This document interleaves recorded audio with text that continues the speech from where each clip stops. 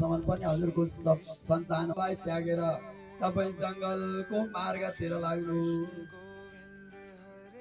जुन सन्ततिको यो सागरमा डुब्नुभन्दा सन्यास भएर एकदम भगवानको हरि कीर्तनलाई जप्दै जप्दै जानु, योभन्दा ठुलो अरू केही पनि हुँदैन भनेर यस्तो प्रकारले सन्यासीले सम्झाउँदा अनि त्यसपछि ब्राह्मणले भन्नुहुन्छ, विवेकी न भवेत् किन्ते पुत्रं देहि बलादपि लोचन्यतान्यहं पुराणं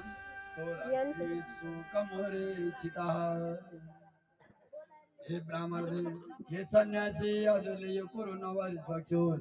हजुर विवेकशील हुनुहुन्छ, हजुरले बलले गरिकन आफ्नो सन्यासको योग बलद्वारा मलाई सन्तान प्रदान गर्नु। त्यो सन्तानको दुःख हजुरलाई के थाहा र? पुरा 8 लाग्दो सन्यासी भएर हिँड्नु भन्दा त बाबु नाति नाति नातिनीहरूको स्वरमा वरिपरि खेलेर बस्नु, त्यो जति सुन्दर के होला भन्नु। अनि त्यसपछि फेरि ब्राह्मणदेव सन्यासी सम्झाउनुहुन्छ, हे ब्राह्मणदेव, हजुर चित्रकेतुले पनि यसै गरी हठ गर्नाले गर्दा सन्तान भयो। आज कथामा हजुरहरूले सुन्नुभयो होला चित्रकेतुको कथा।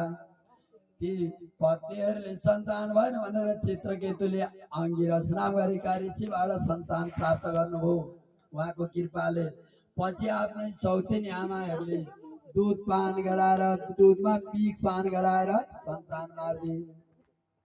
त्यो के हो त भन्दा त्यो हठले मागेको थियो, त्यही भएर दुःख पाइयो।